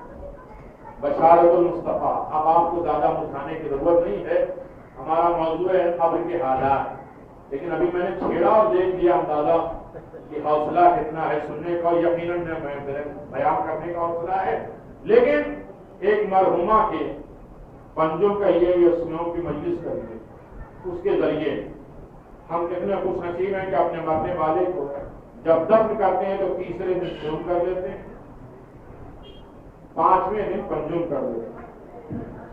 حسین جس دن دفن ہوئے اسی دن ان کا مسائل کے لیے کافی، لیکن چونکہ ولایت علی ابن ابی طالب کا تحفہ جو آپ کے پاس ہے، میں صرف ایک مثال دوں گا اور اسے لے کے یاد رکھ کے ہمیں جانا ہے، اپنے مرحومین کے تمام حقوق کو ادا کرنا ہے۔ اس وقت قابل میں وہ ہے، مجبور ہے، اس کی نمازیں کتنی باقی ہیں، اس کے روزے کتنے باقی ہیں، اس کے اوپر حج کتنا ہے، اس کے اوپر عمرہ کیا ہے، اور زیارت ائمہ معصومین کیا ہے۔ علامہ ہلی، میں بات چھوڑ گیا تھا، علامہ ہلی سے جب پوچھا گیا کہ آپ کی قبر میں منکر نکیر آئے نہیں آئے، مبشر و بشیر آئے کیوں؟ کہا صرف 2 کام کی وجہ سے۔ کہا کون سی؟ کہا ایک، میرے مولا علی کے مخالفت میں جو کتاب لکھی گئی اس کے جواب میں نے الفین لکھا، 2000 حدیثیں اس کی کاٹ میں لکھی جس کا نام ہے الفین، دفاع ولایت میں جو لکھی ہے۔ تو جب کسی کا دفاع یہ کریں گے تو ان کا دفاع تو وہ تو کریں گے۔ دوسری ہے، ہم نے زندگی میں کبھی زیارت حسین نہیں کی۔ یہ 2 ایسے تحفے ہیں جو قبر میں انسان کو چین اور سکون اور قبر کو جنت بنا دیتے ہیں۔ بشارت المصطفیٰ بڑی مشہور ترین کتاب ہے، اب یہاں سے بیدار ہو کے 2 جملے مسائل تھے، اور اگر بات رہی تو یہیں سے میں شروع کروں۔ مولا کائنات کے گھر میں رسول خدا آئے، مسکراتے ہوئے آئے۔ مولا کائنات نے پوچھا یا رسول اللہ آپ مسکراتے ہوئے آ رہے ہیں؟ کہا کچھ بات ہی ایسی ہے، کوئی بشارت نہیں لے کے آئے؟ کہا آپ تو ہمیشہ اچھی بشارت دیتے ہیں، آج کیا ہے؟ کہ میں علی تمہارے گھر آ رہا تھا، ابھی جبریل آ رہے اور آواز میں علی کے دوستوں کو میں نے بخش دیا، علی کے چاہنے والوں کو میں نے بخش دیا، چاہے وہ نیکوکار ہوں چاہے وہ عاصی اور گناہگار ہوں۔ نہیں میرے عزیزو، میں نے یہ ساری مجلسوں کا خلاصہ ایک لفظ میں بیان کر دیں، پیغمبر اسلام کی حدیث ہے اذکروا اموات بالخیر، اپنے مردوں کو خیر کے ذریعے یاد کرو۔ خیر کیا ہے؟ خیر وہی سمجھے گا جو حیا علی خیر العمل والا ہے۔ 194 مرتبہ قرآن مجید میں لفظ خیر آیا ہے، اور اللہ نے قرآن کو بھی خیر کہا ہے، اور ذکر محمد و آل محمد کو بھی اللہ نے رسول نے خیر قرار دیا ہے، اور امام حسین کے لیے کہا امام خیر و یمن، حسین تمام خیر کے امام ہیں۔ حسین تمام خیر کے امام ہے اور تمام مبارک چیزوں کے امام ہے۔ امام جانتے ہیں یہاں نماز جمعہ ہوتی ہے،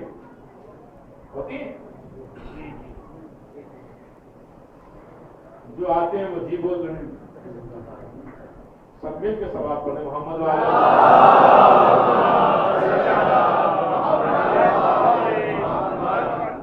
نماز کا ایک طریقہ ہے جو ہر آدمی جانتا ہے، ہر آدمی پڑھتا ہے نماز، اور کیا نہیں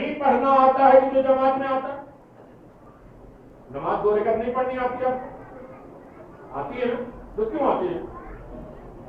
कहते हैं नमाज जमात के बहुत से फायदे हैं। फायदे कि नहीं? पेश नमाज रुकू में गया तो आप रुकू में गए, पेश नमाज सजदे में गया तो आप सजदे में गए, पेश नमाज खड़ा हुआ तो आप खड़े हो गए। क्या आपको उठना बैठना नहीं आता? वो उठेंगे तो आप उठेंगे, वो बैठेंगे तो बैठेंगे। कहा मौलाना ऐसी बात नहीं है, हमने इसे 2 सूरों का इमाम बनाया।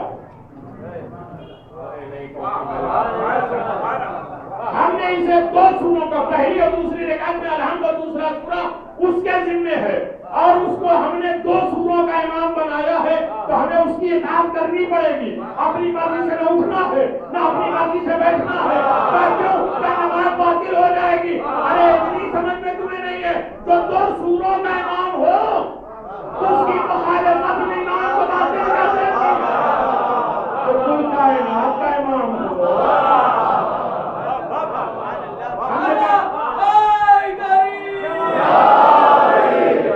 हम बड़ी आसानी के साथ कहते हैं मेरी सोच तो ये कहती है, होना तो ये चाहिए था। अरे मेरे अजीजों, एक रुकू में पहले चले गए तो नमाज बातिल हो जाती है। अपनी सोच आले मोहम्मद से पहले रख दोगे तो ईमान बातिल हो जाएगा। नमाज जमात यही सिखलाने के लिए बुलाया जाता है कि अपने इमाम की इमामत के इताअत कैसे करते। कहा कि मैं आया हूं तुम्हारे घर में अली, कि मैं अल्लाह कह रहा कि मैंने गुनाहगारों के गुनाह को माफ कर दिया। मेरे अली जहां नज़ीर है, मुझसे नज़ीर है, वहां बशारतें भी हैं हमारे पास। डरने की बात नहीं है, उम्मीद कर रहा है। घर में आ गए जनाब सैयदा ने, मैं तमाम कर चुका हूं।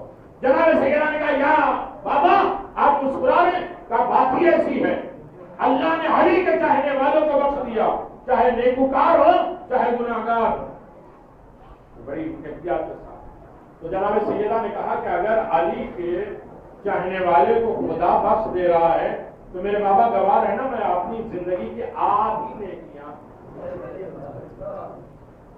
मैं अली के चाहने वाले को देने। खैर क्या है मेरे अजीजों, अपने मुर्दों को हमेशा खैर के साथ याद रखो, शर के साथ नहीं, वरना कब्र में शर भी पहुंचता है, खैर भी पहुंचता है। माँ बाप गए औलाद को नालायक बना के गए, जब तक वो नालायक नहीं करता रहेगा, बुरा करता रहेगा, उसकी कब्र में जाता रहेगा। औलाद को साले बना कर गए, जब तक वो अच्छे करता रहेगा, उसकी कब्र में।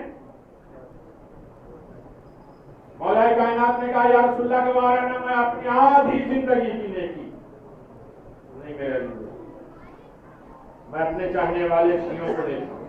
अली की आधी ने की, जिसकी एक जरबत सकलैन की इबादत से बात नहीं हो रहा, उसकी जिंदगी की आधी। मैं जिस बात को गुजारिश करना चाहता हूँ तवज्जो करिएगा, किस दर पे हम हैं। कभी नाज किया करें विलायत अहले बैत अलैहिस्सलाम, यही एक सरमाया है मेरे पास। कोई अमाल नहीं है जो हमें कब्र से रोक सके, बचा सके, नजात दे सके, बख्शिश का जरिया करा सके। सबने इमाम हसन मुस्तफा ने कहा आधी ने की, इमाम हुसैन गली ने कहा आधी ने की। रसूल खुदा ने फरमाया तुम लोग करीम हो तो मैं भी तो करीम और सखी हूँ, मैं अपने आधी ने किया अली तुम्हारे शियों को देता हूँ। अल्लाह की तरफ से पैगाम आया कि करम को तो मैंने पैदा किया है, सहाबत को मैंने पैदा किया है। कभी बोल नहीं पाए हो, वो भी अपनी जबान को तैयब ताहिर कर ले। जब सारी नेकी जमा हो गई और पंजतन ने अपनी अपनी आधी आधी नेकी अली के चाहने वाले को दे दिया, तो अल्लाह ने कहा कि मैंने गुनाहगार अली के चाहने वालों को भी बख्श दिया, नेकूकार को बख्श दिया। आधी नेकी समझना है। मैं मसाइल की तरफ आ गया। महशर का मैदान है, बड़ी सख्त मंजिल है, मैंने महशर को अभी छेड़ा नहीं। गुरोह आते गए, हिसाबो किताब होता गया। एक आदमी पकड़ा गया और कहा गया कि तुम्हारे नेक अमाल बहुत कम है, बुरे अमाल बहुत ज्यादा। अब देखो महशर में तुम्हारी कोई हेल्प करने वाला है, मददगार है तो लेकर आओ। तो भाई महशर में तो हर इंसान अपने अमाल के बारे में सोचेगा, अपने चेहरे पे हाथ छुपा के रखेगा, चेहरे को कोई रिश्तेदार जाने न पाए, सामने अपना गुजरे, बीवी न जाए वो अपना हक मांगे, शौहर न जाए वो अपना हक मांगे, कहां सब देंगे। کوئی تھوڑی بہت نیکی ہے، یا تو پیسے دولت تو چلیں گے نہیں، کیوں پریشان میرے لیے؟ جو بھی ہوگا لین دین نیک اعمال اور خیر کے ساتھ ہوگا، تو ہر آدمی اپنے رشتے داروں کے سامنے سے اپنا چہرہ چھپائے گا، کہیں ایسے وقت میں مطالبہ نہ کر دے ہم غریب ہو جائیں گے۔ کا سب سے بڑا مسکین اور یہ پیغمبر کی حدیث ہے کہ جب محشر کے میدان میں وہ مسکین سب کچھ ہوتے ہوئے دوسرے کو دینا پڑ جائے اور اس کے پاس کچھ بھی نہ۔ میرے عزیزو سنو، واقعہ بڑا طولانی ہے لیکن میں نے مختصر کر دیا تاکہ آخری زندگی کی نیکی آپ کو سمجھ میں آ جائے۔ بہت توجہ میرے عزیزو، ایک مرحومہ کی سائے ثواب کی ہے، خدا نے ہمارے معصومین میں جگہ عنایت فرمائے، ان کے چاہنے والے تو سب زمین عنایت فرمائے۔ چھوٹے چھوٹے دو بچیاں ہیں، اللہ انہیں یتیمی کے ساتھ جناب سکینہ جناب سہرہ کے مسائل کے ذریعے زندگی میں آل محمد کے سہارے زندگی گزارنے کی طریقہ۔ بہت سخت منزل سے یتیم ہے، کبھی یہ موضوع رہا تو پھر انشاءاللہ گزارش کریں گے وہ آدمی محشر میں اکیلا کہ جاؤ کسی کو آواز دو، کوئی ہے ہیلپ کرنے والا، مدد کرنے والا، اس نے آواز دیا میری بستی والوں، میرے شہر والوں اس وقت میں مجبور ہوں، میری مدد کر دو۔ پورے شہر والے آ گئے، پورے اسٹیٹ والے آ گئے اور سب نے گواہی دی اللہ یہ بڑا نیکوکار تھا، سب کے کام آتا تھا۔ اللہ اس وقت یہ مجبور ہو گیا، اس کے نام اعمال میں نیکیاں کم ہو گئی، برائیاں زیادہ ہو گئی، ہم سب مل کے اپنی نیکیاں اسے دے دیتے ہیں۔ میرا دل توجہ کریے گا، پورے محشر میں اس گروہ اس اسٹیٹ والوں نے اپنی ساری نیکیاں اس کو دے دی اور اللہ نے اسے جنت دے دی۔ سنو، جب جنت دے دی، وہ جنت میں گیا تو ایک مرتبہ کہتا ہے کہ ساری جنت اللہ نے مجھے دے دی، سارے نبیوں کی جنت، اتنی بڑی جنت، یعنی ایک عام بندوں نے جسے اپنی نیکی دی اللہ نے بدلے میں اتنی بڑی جنت دے دی۔ قرآن میں قبر کا تذکرہ 8 مرتبہ، اسلام کا تذکرہ 8 مرتبہ اور جنت کے دروازے بھی 8۔ توجہ کریے گا، آپ پورے اسٹیٹ والوں نے ساری نیکیاں اس کے حوالے کر دیا، اسے جنت مل گئی۔ اب تو یہ نہتے ہو گئے، خالی ہو گئے، ساری نیکیاں لے لی، اب ان کی ہیلپ کون کرے؟ اللہ نے آواز علی اس قوم پہ مشکل وقت آ گیا، ان کی مدد کر دو۔ ان لوگوں نے اپنی ساری نیکیاں ایک بندے کو دے دی، اب ان کی تم مدد کرو بخش۔ مولا کائنات میں آواز پروردگار کیسے مدد کریں؟ کہ علی رسول کے بستر پہ جب تم سوئے تھے اس پوری رات جو سوئے اس میں جو ایک سانس تم نے لی تھی اس ایک سانس کو اس پورے محشر والے کو ہدیہ کر دو۔ علی کی ایک سانس پورے محشر کو بخشوا جا رہا ہے، تو اس علی کی زندگی کی آدھی نیکیاں کس کا مال کرو؟ شیو ناز کرو کہ تمہیں ولایت علی ملی، ولایت علی معصومین ملی، در اہل بیت ملا ہے۔ جتنا ناز کرو کم ہے، فخر کرو کم ہے، لیکن قرآن کہہ رہا الہاکم التکاثر حتی زرتم المقابر۔ دیکھو کثرت مال، عہدہ، منصب، تخت و تاج تمہیں غفلت میں نہ ڈال دے۔ اس وقت تمہاری آنکھ کھلے گی حتی زرتم المقابر، جب تم قبروں کو دیکھو گے۔ تو لہذا قبر پہ جانے کے بعد انسان کا تکبر دور ہو جائے، فخر و مباحات دور ہو جائے، حسب نسب دور ہو جائے، اپنے کوٹ کمان دور ہو جائے، اپنے اختیارات دور ہو جائیں اور انسان کو قبر کے وقت قبر یاد آ جائے اور قبر کا حساب و کتاب یاد آ جائے۔ یہی سب سے بڑی نیکی، یہی سب سے بڑا ایصال ثواب ہے کہ ہم ایک مرحومہ کے ایصال ثواب میں ہم نے اپنی قبر کو سجا دیا۔ خداوند عالم ہمارے قبر کو منور فرما، سجا دے، سما دے، آل محمد کی ولایت اور اس میں ہمدردیاں اور مدد اس میں کام آ جائے۔ کہ بڑی سخت روایت میں ہے، ایک بیٹی ہے جس کا آخری وقت ہے، باپ کا ہاتھ پکڑے ہوئے، باپ نے آواز دیا بیٹی کیا بات ہے؟ ایک مرتبہ بیٹی نے کہا کہ بابا اس سے آسان مرحومہ سے ملانے کا میرے پاس کوئی رابطہ نہیں، خدا باپ کو سب نائب کر دے، شوہر کو بہت بڑا غم ہوتا ہے میرے عزیزوں۔ میں ابھی کچھ دن پہلے ایصال ثواب शौहर बीवी के जिम्न में पढ़ चुका हूं। वो बेटी कहती है बाबा कुछ देर के बाद जब मैं आपका हाथ दबाऊं तो मुझे खड़ा कर दो। सुनोगे अदादारो, मैंने स्टार्ट कर दिया। थोड़ी देर के बाद बेटी ने बाप का हाथ दबाया, बाप ने बेटी को खड़ा कर दिया और बेटी कहती है सलाम अलैकुम या अबा अब्दुल्लाह। बाप पूछता क्या बात है बेटी?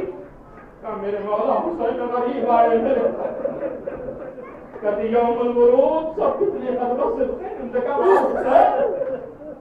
ये बेटी उस वक्त तक तुझे चैन नहीं आता था जब तक तू मेरी ज़ियारत नहीं पढ़ लेती थी। आज हुसैन तेरी ज़ियारत तेरी जज़ाकल्लाह मेरा दिल शर्म से खुदा आपको कोई गम न दे सिवाय गम यार मोहम्मद के। मैंने मजलिस तमाम कर दी, बस सुनोगे अदादारो। कोई मशहूर तरीन वाक़या है, वक्त नहीं है मसाइल के, लेकिन 5-7 मिनट है जो आप अगर आमादा हो गए तो बात मुकम्मल हो जाएगी। अल्लाह मुल्ला यज़दानी वो कहते हैं कि मेरा एक दोस्त था जो मर चुका और उसके बाद कुछ जमाने के बाद मुझे ख्वाब में आता है और बड़ी अच्छी कंडीशन में अपने आप को दिखाता है। तो मैं मुल्ला यज़दानी ने कहा कि मैं बड़ा ताज्जुब कर रहा हूं कि तुम्हें ही बख्श दिया गया, तुमसे ज्यादा गुनाहगार तो कोई नहीं था। कहा कि मेरे कब्रिस्तान में एक मोमिना कल दफन हुई है जिसकी वजह से मेरे कब्र के अज़ाब खत्म हो गए। का कौन सी मोमिना? का उस्ताद अशरफी की बीवी है जो दफन हुई। सुबह उठे उसकी दुकान पे गए, उसकी दुकान बंद थी, दरवाजे पे लिखा है कि बीवी की इंतकाल की वजह से आज दुकान बंद है। ये समझिए कि ख्वाब सच्चा है। जब उनके उस्ताद अशरफी के पास पहुंचे, ये बताओ कि तुम्हारी बीवी का इंतकाल हो गया? कहा हाँ हो गया। क्या तुम्हारी बीवी क्या करती थी? नेक थी, जाहिर हुसैन थी। का नहीं, तड़प तो रही थी, हुसैन की ज़ियारत नहीं कर पाई। नहीं मेरा दिल शर्म से कहा तैयारी तो कर रही थी कि हुसैन के रोज़े मुक़द्दसा तक जाए, नहीं जा पाई। मुल्ला यज़दी कहते क्या ज़ाकिरे हुसैन थी? कहीं ज़ाकिरे हुसैन भी नहीं थी। तो आवाज दिया क्या थी वो? कहा एक ज़ाहिरे हुसैन थी, जब तक शाम होने से पहले जब तक अपनी छत पे करबला का रूह करके एक मरतबा कहते थे अस्सलाम अलैकुम या अबा अब्दुल्लाह, मेरे करीब हुसैन मेरा सलाम ले लो, उसे नींद नहीं आती थी। अब ये समझ गए कि अज़ादारों इसे चैन नहीं आता था जब तक हुसैन की ज़ियारत न कर ले। आज हुसैन मुल्ला यज़दी कहते हैं मेरे नसीब में नाज करो मेरे अजीजों। मुल्ला यज़दी कहते हैं कि वो मेरे दोस्त ने कहा कि एक रात में 3 मरतबा हुसैन उस मोमिना की कब्र पे आ चुके हैं। आगे कहते हैं तुझे चैन नहीं होता था हुसैन की ज़ियारत किए बगैर, आज हुसैन तेरी ज़ियारत के लिए। जज़ाकल्लाह, खुदा को किसी गम में न लाए। कब्र की बड़ी सख्त मंजिल होती है। अज़ादारों कब्र का आलम क्या होगा? आज तो इस मोमिना की साले सवाब के लिए आप बैठे हैं ना, ये दफ्न करने के बाद 5वें दिन आप मजलिस कर रहे हैं, लेकिन हाय हुसैन और हुसैन के साहब 12 मुहर्रम को लाशें दफन हुए हैं और 12 मुहर्रम को हुसैन का सेव मनाया जा रहा है। कैसे? मेरे चौथे इमाम ने कहा आते हसीरा ए बनी असद चटाई ले आओ, चटाई लेकर हुसैन के लाशे को चटाई में लपेटा गया, अब्बास के लाशे को चटाई में लपेटा गया, दफन किया गया। कुछ चीजें कब्र की बड़ी सख्त मंजिलें हैं। नहीं खुदा मरहुमा को जवारे मासूमी जगह इनायत हमारे बड़ी सख्त मंजिल है। एक और हमें खबर याद आ रही है, चौथे नाम नहीं, अब जो थक गए हैं वो भीख मांगोगे, खुदा हमें अहले बैत में होने की दौलत दे दो। अज़ादारों सुनो, एक कतरा आंसू निकला, हजारों गुलाम हो जाते हैं, जमाने के बाद उसे शाबाशी देते हैं कि जिस पर मैं खून के आंसू रोता हूँ उस पर तुम आंसू बहाते हो। सुनो سنو گے ادا ہو سید سجاد میرا بیمار امام نہیں میں نے پڑھ دیا مسائل میرے چوتھے امام کہتے ہیں میرے شیعوں کے رونے کے لیے صرف 3 لفظ کافی وہ الگ بات ہے کہ ہمارے دل اتنے سخت ہو گئے کہ اب کتنے مسائل پڑھے جائیں لوگوں نے یاد ہے ہمارے چاہنے والوں کو رونے کے لیے صرف 3 لفظ کافی ہے شام سجاد اور زینب اس کے علاوہ رونے کا کوئی راستہ نہیں ہے آج چوتھے امام اپنی بہن کا جنازہ لے کر ارے جب قبرستان پہنچے قبر میں ادادارو سنو میرے پاس 2 منٹ ٹائم ہے تھوڑی دیر کے بعد بہن کو دفن کر کے واپس آئے ہیں نا جناب رباب نے ایک مرتبہ پوچھا کہ بیٹا سید سجاد تم ابھی گئے تھے اپنی بہن کو دفن کرنے قبر کی منزل کتنی سخت ہوئی ہے کہ میں اتنی دیر میں آئے کہا کہ اماں جب میں اپنی بہن کو دفن کر رہا تھا ایک دستور ہے کہ چہرے کے نیچے ایک پتھر ایک مٹی کا ٹکڑا رکھا جاتا ہے جس ٹکڑے کو میں اپنی بہن کے نیچے رکھتا تھا وہ منہ سے میں نکال کے دیکھتا تھا ارے بتا والے بیٹا کرنے گئے تھے تو تمہارے چہرے پہ کوئی نشان نہیں تھے جب میں نے اپنی بہن کو دفن کیا تو مجھے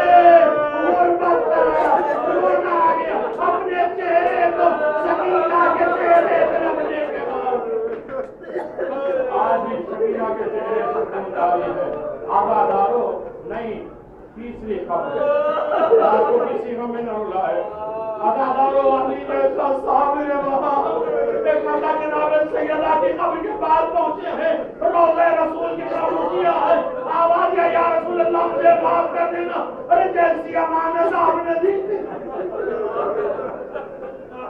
ایسی واپس نہ کر پائے آخری لفظ ہے جو آگے ہمیں پیاس میں بات ہے میں ادادارو بیوی کا غم کیسا غم ہوگا جانتے ہیں ادادارو ہاں بیویاں بھی ہوتی ہیں شوہر کی جناب رباب نے کہا میں سائے میں نہیں بیٹھوں جب کوئی کہتا تھا سائے میں چلو کہا میرا سایہ کہاں میرا سایہ تو کربلا میں ادھر گیا ایک دوست کربلا میں ایک دوست شام میں ادھر گئی میں سایہ میں کہا ہوگی لیکن ہاں ادادارو بیوی بھی کیسی ہو ادادارو شوہر سرانے بیٹھا ہے آواز فاطمہ ارے بنت رسول کوئی آواز نہ آئی کہ ام الحسن تمہیں علی بلا رہے ہیں آنکھ کھولی علی اپنے آپ سے غسل کو جنازہ پہنچا آخری وقت جب جنازے کو قبر میں اتارا ہے امیر المومنین نے ایک دعا مانگی بس جس کے لیے میں نے زحمت دی جو عبادت میں شریک ہو گئے مولا کائنات ایک دعا مانگتے اللہ میری آنکھ کو آج سخاوت دے دے اس لیے کہ اس سے بڑے مسائل نہیں دیکھے کبھی ٹوٹی پسلیاں دیکھی ہیں تو علی کو برداشت نہ ہوا آج فاطمہ زہرا کو قبر میں اتار دے اے میری آنکھیں میرے ساتھ سخاوت کر آج کنجوسی نہ کر اس لیے کہ یہ وہ غم ہے جس امیر مقام میں علی برداشت نہ کر پائے اسی لیے میرے علی لوگ سنو گے بیوی کا غم کیا ہوتا ہے اور خدا سلامت رکھے صدق رضوی جنہیں دفن کیا گیا لیکن کتنے چاہنے والے آئے انہیں پرسا دینے کے لیے تسلی اور تشفی دینے کے لیے لیکن سنو گے ادادارو مولا کائنات ایک راستے سے گزر رہے ہیں کچھ لوگ بیٹھے ہیں آپس میں بات کر رہے ہیں کہ مرد کے لیے سب سے سخت مشکل کیا ہوتا ہے سب سے بڑی مصیبت کا وقت کیا ہوتا ہے لوگوں نے کہا اولاد کا نالائق ہو جانا بیوی کا نافرمان ہو جانا مولا کائنات جب پہنچے ہیں تو سب لوگوں نے پوچھا علی آپ بتائیے کہ مرد کے لیے سب سے بڑی مشکل وقت کیا ہوتا ہے ایک مطلب چیخ مار کے کھڑے ہوئے علی سے 3 مرتبہ چیخ مار کے روئے ہیں ایسا سوال کیوں کرتے ہو کہ علی بتاؤ مرد کے لیے سب سے مشکل وقت کیا ہوتا ہے کہ مرد زندہ ہو اس کے سامنے اس کے حرم کے اوپر چلتا دروازہ بسلیوں کے دربار ارے آگ کا حملہ ارے مرد کے گلے میں رسی تو مرد کیسے برداشت کرے اس کا بیٹا محسن شہید ہو جائے مسئلہ الہی پہ والی اس سے بڑا مسائل اللہ لعنت اللہ علی قوم الظالمین سيعلم الذين ظلموا أي منقلب ينقلبون إنا لله وإنا إليه راجعون رضا بقضائه وتسليما لأمره. پروردگار مرحومہ کو جوار معصومین شفاعت جناب فاطمہ زہرا جناب سہرا سلام اللہ علیہ کی بخشش اور ذریعہ نجات عنایت فرما. لوائقین ہیں انہیں صبر جمیل عنایت فرما. مرحومین کے جتنے واجب اور مستحبات فرائض ہیں انہیں چند از چند لوائقین کو ادا کرنے کی توفیق عنایت فرما. پروردگار محب اہل بیت حسین علی کا غم منانے والی نام اعمال میں کوئی کمی کمزوری رہ گئی ہے تو بحق الزہرا اس سے درگزر فرما. پروردگار ہمیں زیادہ سے زیادہ انہیں قبر میں اچھے اعمال پہنچانے کی توفیق عنایت فرما. ہمیں اپنے مرحوم اور مرحومہ کو خیر کے ساتھ یاد کرنے کی دولت عنایت فرما. اے میرے اللہ تمام قوم سے فتنے کو دور فرما. ہمیں ایک اتحاد یونٹی کے ساتھ زندہ رہنے کی توفیق عنایت فرما. مصیبت کا دور ہے، پریشانی کا دور ہے، ہمیں تمام پریشانیوں سے نجات عطا فرما. اے میرے اہل بیت علیہم الصلوۃ والسلام کے چاہنے والوں ہمیں زیادہ سے زیادہ اطاعت محمد و آل محمد کی توفیق عنایت فرما. ہمیں ملک الموت اور موت اور فرشتے اور جبریل اور میزان اور منکر نکیر اور رضوان اور اللہ کے ہدیوں کو معین کرنے اور اس سے صحیح تیاری کرنے کی توفیق عنایت فرما. ہماری قبروں کو روشن فرما، ہمارے قبروں کا اہتمام فرما. محمد اور آل محمد کے زیادہ محبوں میں شمار فرما. ہمیں زیادہ سے زیادہ محبت اہل بیت کی دولت عنایت فرما. ہم زندہ رہیں تو چاہتے آل محمد کا رہیں، اس دنیا سے جائے تو یہی محبت لے کر جائیں. قبر میں امام حسین علیہ السلام کی شفاعت نصیب فرما. برزخ میں قل صراط کے حوض کوثر پر اپنے معصوم کی نصرت اور مدد عنایت فرما. پروردگار جن لوگوں نے مجلس سید الشہداء میں حصہ لیا ہے پروردگار ان کی تمام جائز مرادوں کو پورا فرما. ہر شہداء پہ آنے والے کی تمام حاجات کو پورا فرما. بہت بڑی عظیم نعمت ہے پروردگار اس فرش میں آتے ہیں اپنے امام سے ملاقات کے لیے ہماری ان آنکھوں کے آنسوؤں کے ذریعے ہماری آنکھوں کو پاک اور طیب کرا تاکہ ہم اپنے ائمہ معصومین کی زیارت کر سکیں، اپنے ائمہ معصومین کو راضی کر سکیں. ایک مرتبہ سورہ حمد اور 3 مرتبہ سورہ اخلاص کی تلاوت کر کے آپ حضرات کی گزارش ہے کہ صدا رضوی، رفعت رضوی اور کنیز فاطمہ اور مسعود حسین تمام مومنین مومنات کو مبارک بسم اللہ الرحمن الرحیم الحمد للہ رب العالمین مالک یوم الدین اهدنا الصراط المستقیم صراط الذین انعمت علیہم غیر المغضوب علیہم ولا الضالین. بسم اللہ الرحمن الرحیم قل هو الله احد الله الصمد لم يلد ولم يولد ولم يكن له كفوا احد. بسم الله الرحمن الرحیم قل هو الله احد الله الصمد لم يلد ولم يولد ولم يكن له كفوا احد. اللهم صل على محمد وعلى محمد اللهم صل على محمد وعلى محمد. اللهم هذه الصلوات وهذه الدعاء وهذه قراءة القرآن المجيد وهذه المجلس هذا هذه نذرا نعاذا وشفاء الفاتحة وتلاوة القرآن المجيد وبعض الثواب في قبر الصدق بالذي وجميع المؤمنين بالمغفرة العالم الهدى برحمتك يا أرحم الراحمين.